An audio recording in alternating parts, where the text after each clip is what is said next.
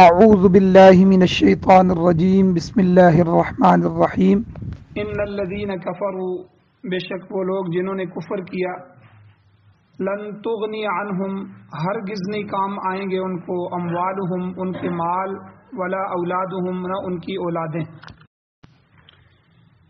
لن تغنی عنہم اموالہم ولا اولادہم من اللہ شیئا، ہرگز نہیں کام آئیں گے ان کے مال اور نہ ان کی اولادیں اللہ کے سامنے کچھ بھی۔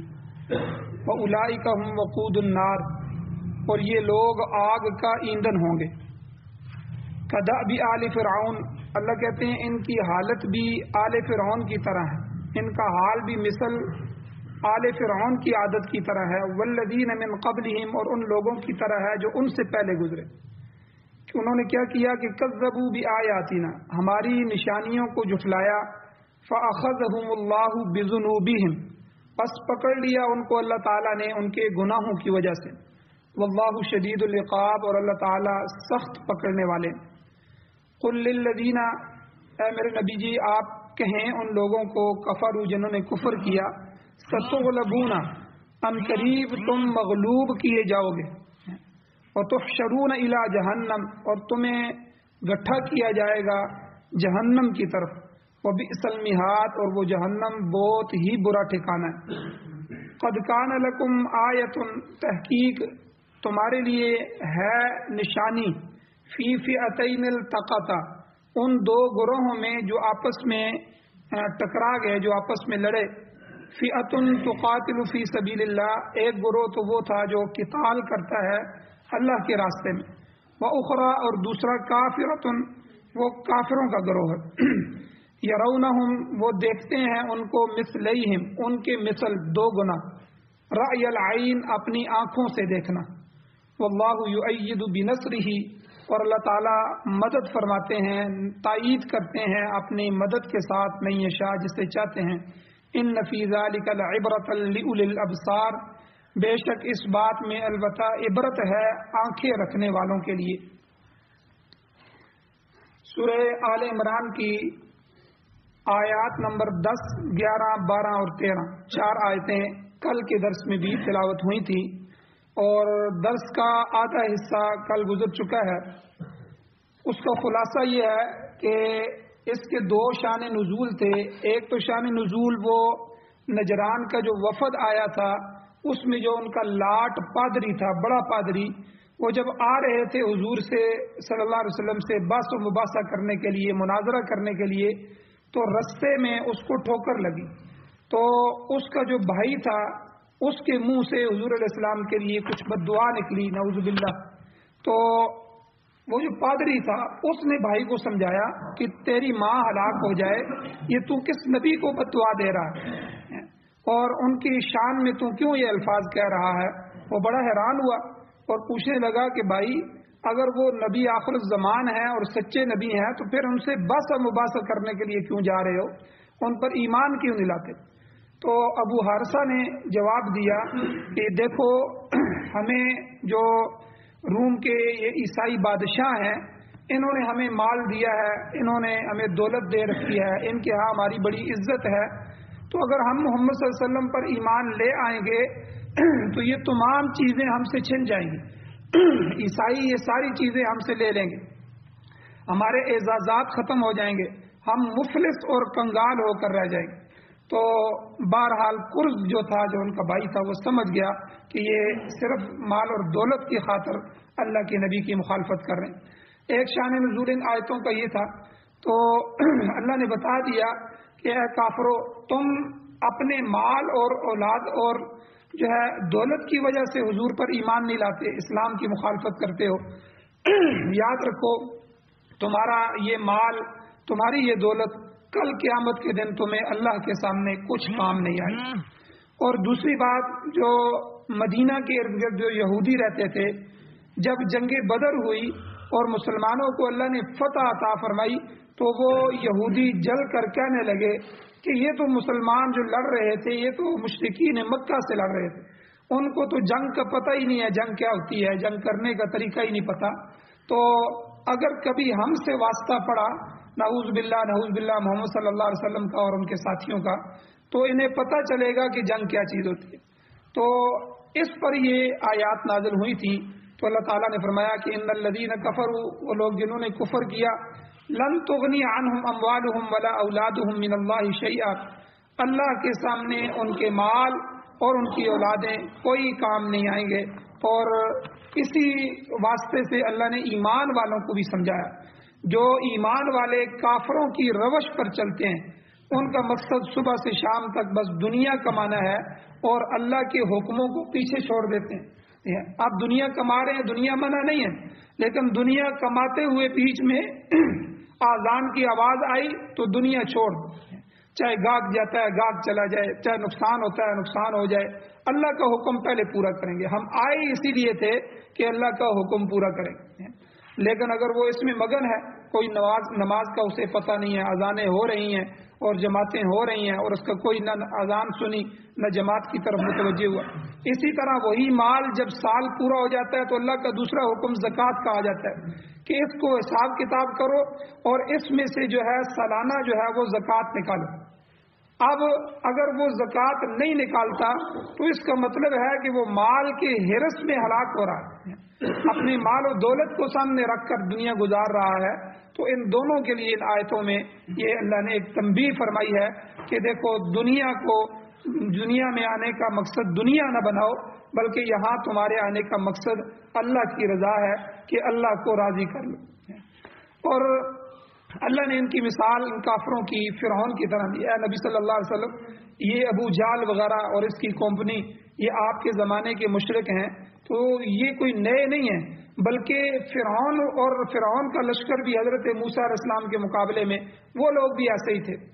اور اللہ نے فرمایا والذین من قبلہم، اور جو ان سے پہلی امتیں گزری ہے، حضرت نوح علیہ السلام کی قوم، وقت کے پیغمبر کو کتنا تنگ کیا انہوں نے، 950 سال تبلیغ خالی انہوں نے کی، تبلیغ کی مدت ہے، اس میں جو ہے کتنے لوگ مسلمان ہوئے۔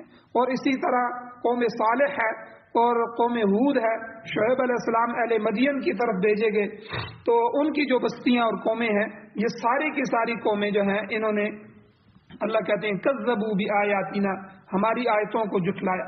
ہماری آیتیں جب آئیں تو ان کو جھٹلایا۔ آیات سے مراد کیا ہے؟ احکام بھی ہیں اور معجزات بھی ہیں۔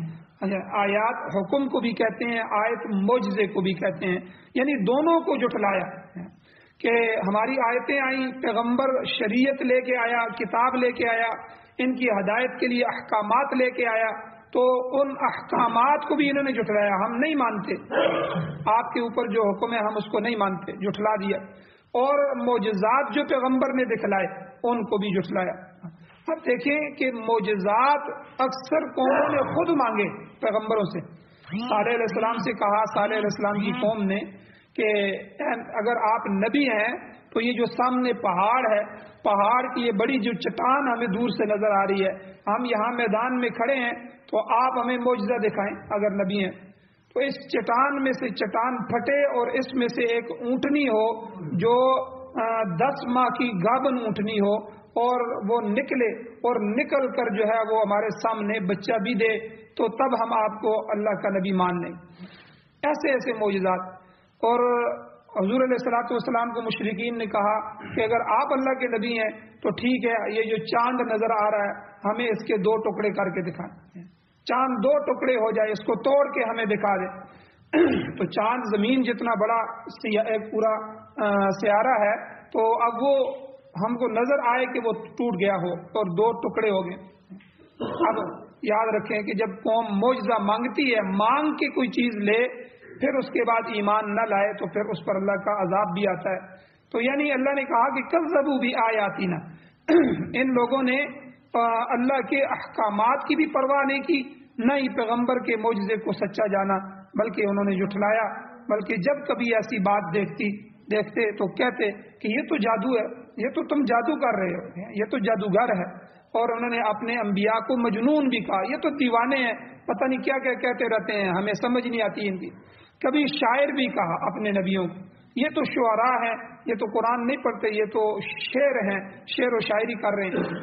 اور اسی طرح جو ہے ہمارے انبیاء اور ہماری آیتوں کو انہوں نے جھٹلایا۔ اب جب انہوں نے ان آیات کو اور معجزات کو جھٹلایا تو اس کا نتیجہ کیا ہوا؟ اللہ کہتے ہیں فَأَخَذَهُمُ اللَّهُ بِذُنُوبِهِمْ، اللہ تعالیٰ نے ان گناہوں کی پاداش میں ان کی وجہ سے انہیں پکڑ لیا۔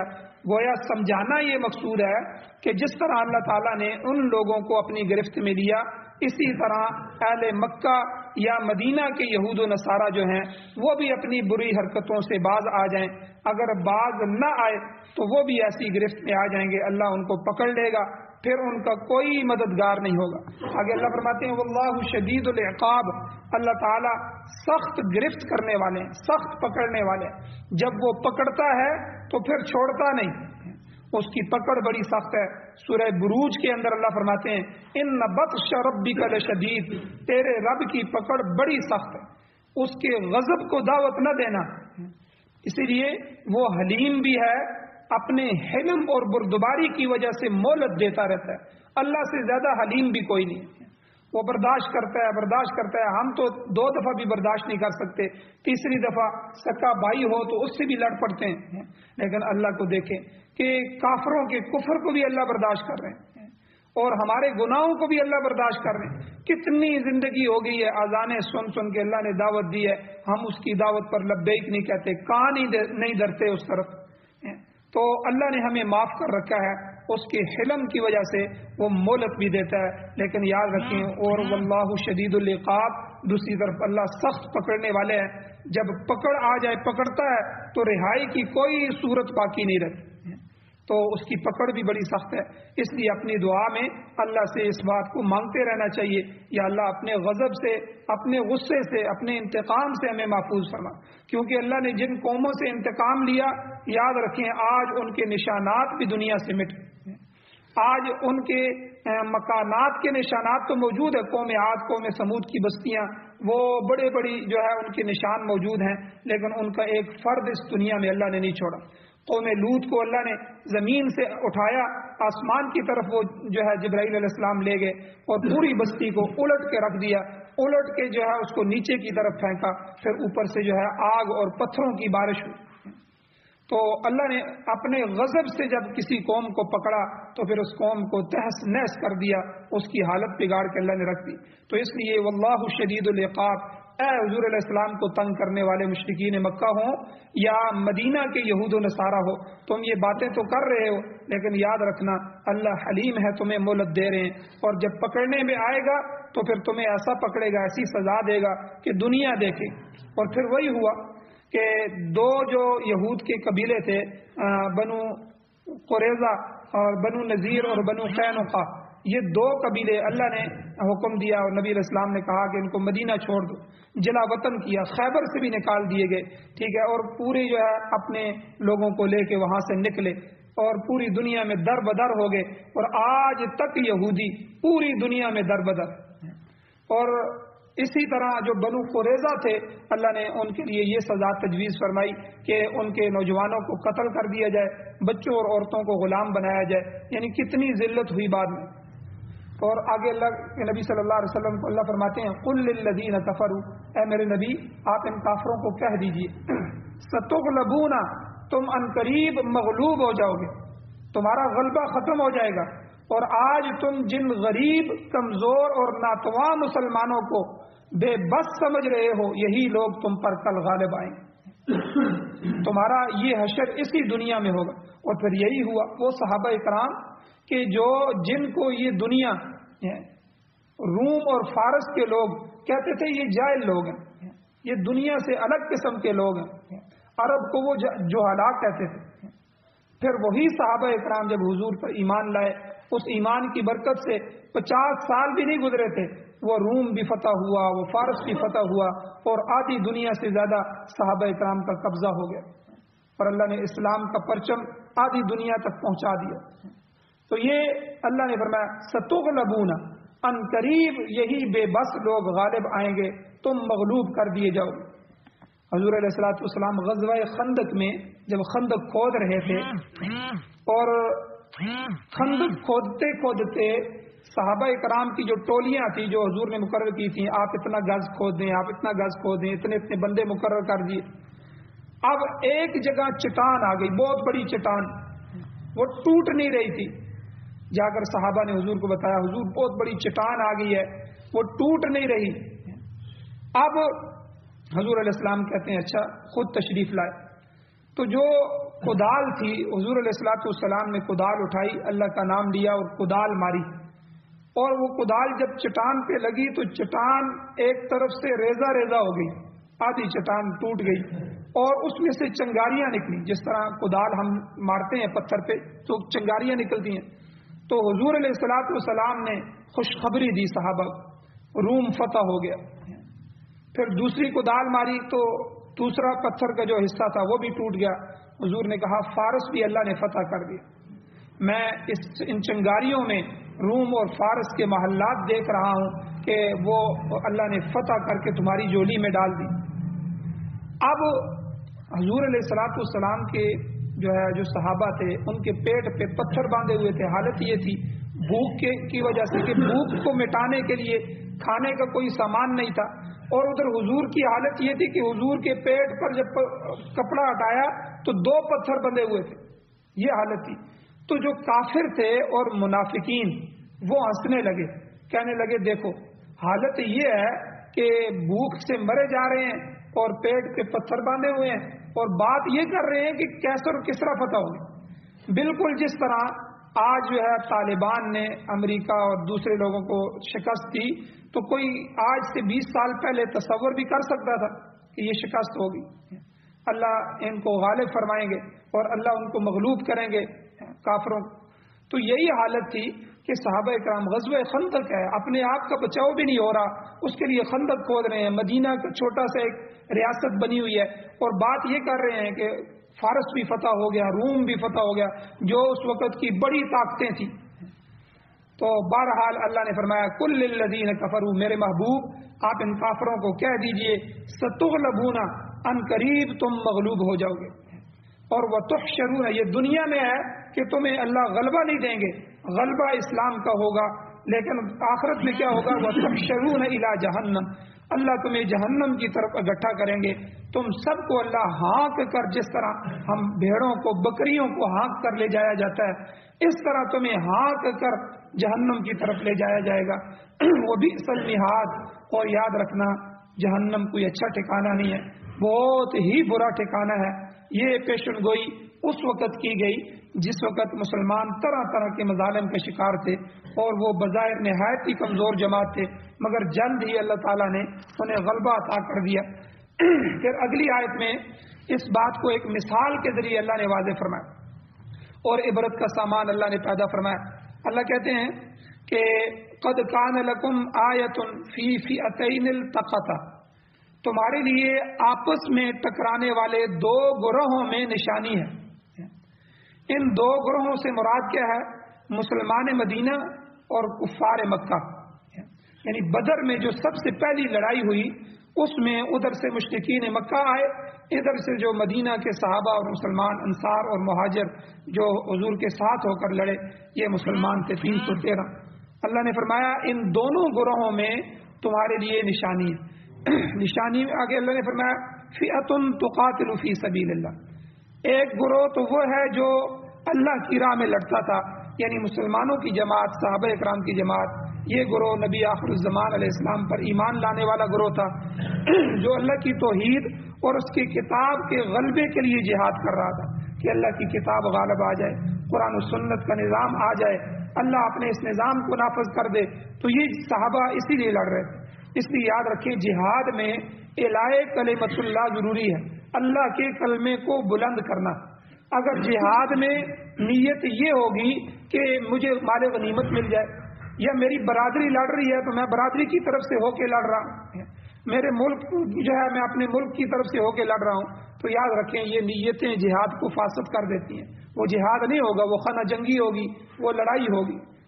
اگر آپ لڑ رہے ہیں اس وجہ سے کہ میں نے قرآن و سنت کو غالب کرنا ہے، قرآن و سنت کا غلبہ ہونا ہے، تو یہ جو ہے یہ اللہ کے راستے کی لڑائی ہے۔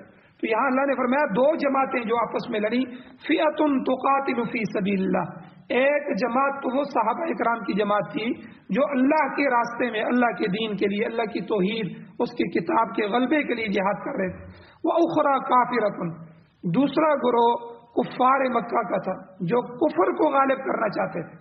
वो कहते थे ये इस्लाम मिट जाए, अल्लाह और अल्लाह के रसूल की बात मिट जाए और कुफर गालिब आ जाए। जब जंग बदर में मुसलमान फतह और कामरानी के साथ वापस लौटे तो मदीना के यहूदी कहने लगे कि मुसलमानों का वास्ता मक्के के नातजर्बाकार लोगों से पड़ा है, जिसकी वजह से वो कामयाब हुए हैं। अगर हम जैसे जंगजू और तजर्बाकार लोगों के साथ लड़ाई होती तो वो देखते कि ये कैसे कामयाब होते हैं। अल्लाह ताला ने ये वाक़या जिक्र करके यहूद मदीना को इबरत हासिल करने की तलकीन की है। फरमाया मुसलमानों की फतह की वजह से जो तुम समझ रहे हो ये बात नहीं है, बल्कि अल्लाह ने फरमाया यरौनहुम मिस्लैहिम रायल आइन, वो खुद अपनी आंख से उन्हें दुगना देख रहे थे, जितने वो मौजूद थे उससे 2 गुना उनको देख रहे थे। इस देखने का ताल्लुक मुफस्सिरीन फरमाते हैं दोनों ग्रोहों से, मुसलमानों से भी काफरों से भी।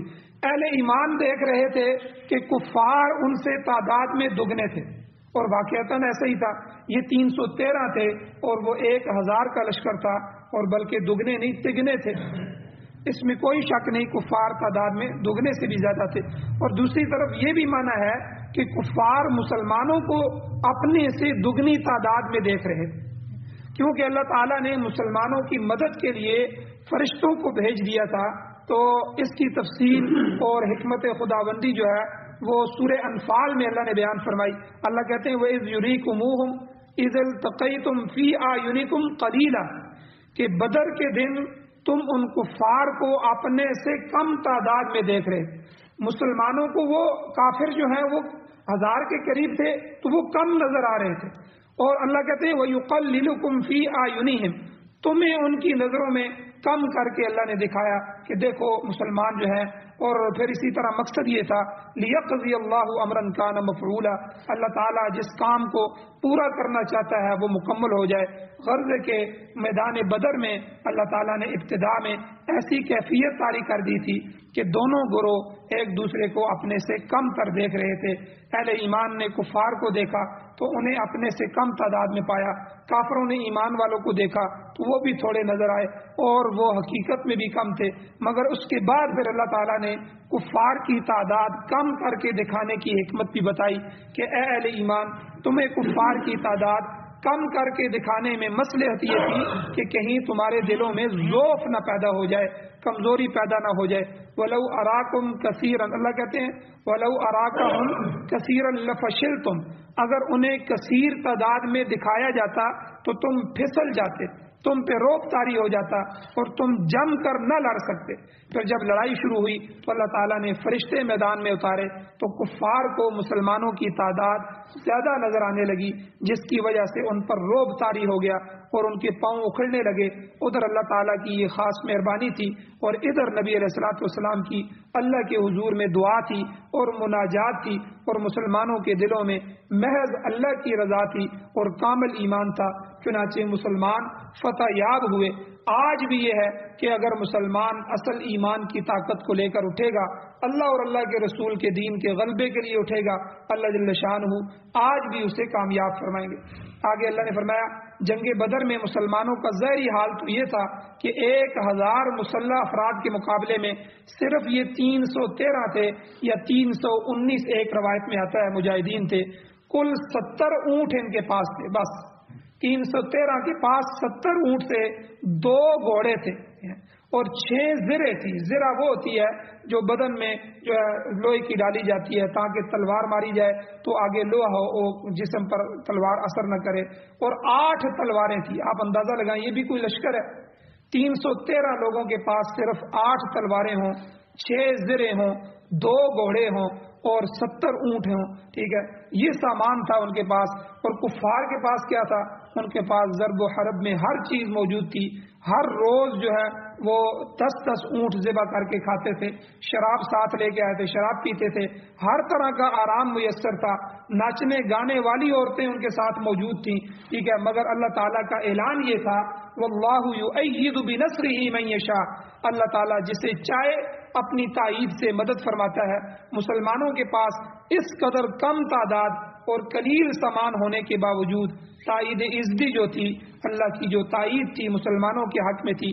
کسی کے وہم و گمان میں بھی نہ تھا کہ مسلمانوں کو فتح عظیم حاصل ہوگی.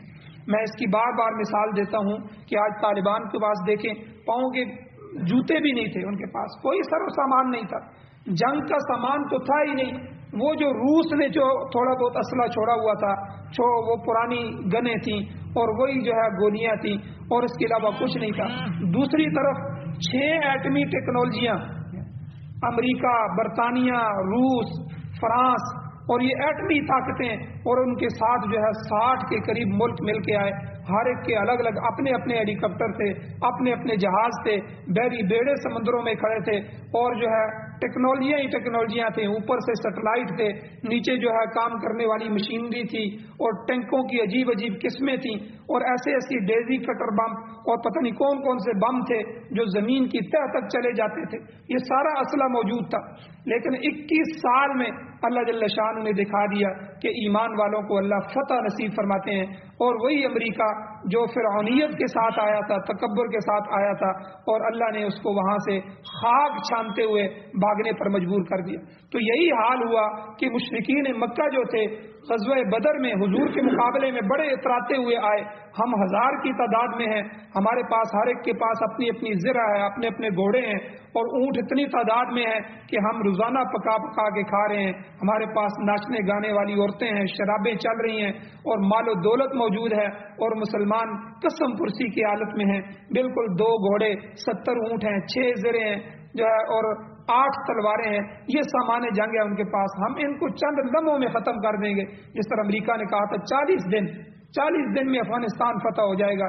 اللہ جل شانہ نے مسلمانوں کی مدد فرمائی. اللہ کہتے ہیں واللہ یؤید بنصرہ من یشاء، اللہ جس کو چاہتے ہیں اس کی تائید فرماتے ہیں، اس کی مدد فرماتے ہیں. آگے اللہ نے فرمایا غزوہ بدر میں بھی یہی ہوا. ان فی ذلک لعبرۃ لاولی الابصار، ایسے واقعات میں عبرت ہے ان لوگوں کے لیے جو صاحب بصیرت ہیں. اللہ تعالیٰ نے طاقتور دشمن کو کیسے عبرتناک شکست دی. مسلمانوں میں سے بھی صرف 14 شہید ہوئے، جن میں ایک 16 سال کا بچہ بھی تھا. ان کی قبور وہیں میدان بدر میں ہے. آج بھی بدر کے شہید بدر کے میدان میں ہیں. اور اس کے خلاف کفار کے بڑے بڑے سرکردہ جو اشخاص تھے ان سمیت 70 مارے گئے، اور اتنی ہی تعداد میں تقریباً 70 قیدی بنائے گئے. بہت سا مال غنیمت بھی مسلمانوں کے ہاتھ آیا. بچے کچھ کفار جو تھے نہایت ذلت کے ساتھ بھاگ گئے. مکہ پہنچ کر بڑی خفت انہوں نے اٹھائی، بڑی ذلت اٹھائی. مکے والے فتح کی خوشخبری کے منتظر تھے، مگر ان کی امیدوں پر خاک پڑ گئی. یہ واقعہ بیان کرنے سے اللہ تعالیٰ کی مراد یہودیوں کو عبرت دلانا ہے کہ تم سامان حرب پر فخر نہ کرو، ماہرین جنگ پر غرور نہ کرنا، اپنے تجربے اور جنگی چالوں پر نہ جانا. اللہ تعالیٰ جب چاہتا ہے تو قلیل لشکر کو کثیر پر غالب کر دیتا ہے. سابقہ سورہ بقرہ میں اللہ تعالیٰ نے یہ قانون بتا دیا، کم من فئۃ قلیلۃ غلبت فئۃ کثیرۃ باذن اللہ. کئی دفعہ اللہ کہتے ہیں ایسا ہوا ہے کہ اللہ کی تائید اور نصرت اور مدد سے چھوٹے چھوٹے گروہ بڑی بڑی جماعتوں پر غالب آئے ہیں. اسی طرح آج مسلمانوں کی جماعت ایک غریب اور کمزور سی جماعت نظر آتی ہے، مگر وقت آئے گا کہ اللہ کے یہ سپاہی کیسر اور کسرا جیسی بڑی بڑی سلطنتوں کو تہ بالا کر کے رکھ دیں گے. اور پھر ایسا ہی ہوا، ہزاروں سال پرانی حکومتیں جن کے متمدن شہری نظام تھا، دفتری نظام تھا، باقاعدہ فوجیں تھیں، تنخواہیں تھی، ملازم تھے، خزانے بھرے ہوئے تھے، مگر اللہ تعالیٰ نے ان کو بے سر و سامان کر دیا. ایمان سے بریز مجاہدین کے ذریعے ان سلطنتوں کو اللہ نے صفحہ ہستی سے مٹا دیا. آج دنیا کے نقشے میں نہ کیسر ہے، نہ کسرا ہے، نہ روم ہے، نہ فارس ہے، اور کسی کے وہم و گمان میں بھی نہیں تھا، مگر اللہ تعالیٰ نے فرمایا ایسا ہو کر رہے گا. اسی طرح مدینے کے یہودیوں کافروں کو فرمایا تم ان قریب مغلوب ہوگے، اور پھر قیامت کو تمہارا حشر جہنم کی طرف ہوگا. تاہم مسلمانوں کے لیے غلبے کی صورت یہی ہے کہ اللہ فرماتے ہیں خالص وہ میرے ہوں، میری عبادت کرنے والے ہوں، میرے ساتھ شریک نہ ٹھہرانے والے ہوں. یعبدوننی لا یشرکون بی شیئا. سورہ نور میں اللہ فرماتے ہیں جب تک مسلمان اس اصول پر قائم رہیں گے اللہ تعالیٰ ان کو غلبہ عطا فرماتے رہیں گے. اور یہی ہوا، جب تک مسلمان ایمان کے ساتھ قائم رہے اللہ نے انہی کو غالب کیا. آج پوری دنیا کا مسلمان کفر کا غلام بن گئے تھے، ان کے نقش قدم پر چل رہا ہے. تو دیکھیں پوری دنیا کا غلام جو ہے مسلمان وہ شکست کے اندر ہے اور خفت کے اندر ہے، لیکن چند ایک جو لوگ تھے وہ جب اللہ کی طرف آئے طالبان، اللہ نے ان کی مدد و نصرت فرمائی اور ان کو ساری دنیا کے سامنے اللہ نے فتح عطا فرمائی. اللہ جل شانہ سے دعا ہے اللہ ہمیں عمل کی توفیق عطا فرمائے. آمین. الحمدللہ رب العالمین والعاقبۃ للمتقین والصلاة والسلام علی رسولہ النبی الامی الکریم. اللهم ربنا آتنا فی الدنیا حسنة وفی الآخرة حسنة وقنا عذاب النار. یا اللہ ہماری کمیوں کو تائیوں کو معاف فرمائیے، درگزر فرمائیے، صغیرہ کبیرہ گناہوں کو معاف فرمائیے. یا اللہ قرآن و سنت کی بہاریں نصیب فرما دیجئے. یا اللہ اس نظام کو ہمارے ملک سمیت پوری دنیا میں غالب فرمائیے. یا اللہ سارے گندے باطل نظاموں کو ختم فرمائیے، اپنا پاکیزہ نظام ہمیں نصیب فرمائیے. یا اللہ جو مقروض ہیں، مظلوم ہیں، ان کی مدد نصرت فرمائیے. جو ہمارے حضرات بیمار ہیں یا اللہ ان کو شفا عطا فرمائیے. جو ایمان کی حالت سے اس دنیا سے جا چکے ہیں ان سب کی بخشش فرمائیے. صلی اللہ تعالی علی خیر خلقہ محمد وآلہ وصحبہ اجمعین برحمتک یا ارحم الراحمین.